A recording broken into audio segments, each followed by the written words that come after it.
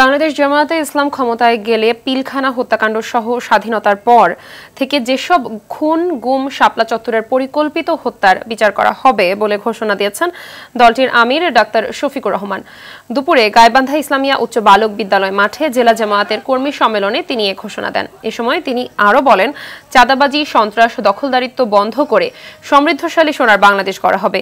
জেলা শাখার আমির মোহাম্মদ আব্দুল করিম সরকারের সভাপতিত্বে আর উপস্থিত ছিলেন জামায়াতে ইসলামীর সহকারী সেক্রেটারি জেনারেল মাওলানা আব্দুল হালিম সহ কেন্দ্রীয় কর্ম পরিষদের সদস্যরা।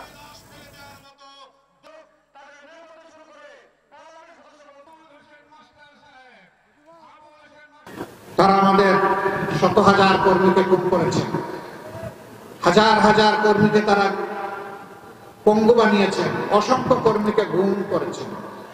তারা নারীকে খুন করেছেন, তারা পুরুষদেরকে খুন করেছেন, তারা শিশুদেরকে খুন করেছে, তারা বৃদ্ধদেরকে খুন করেছে। পুরা 15.5 বছর তাদের ক্ষমতার শেষ দিন পর্যন্ত তাদের হাত এই দেশের মানুষের রক্তে ভেজা।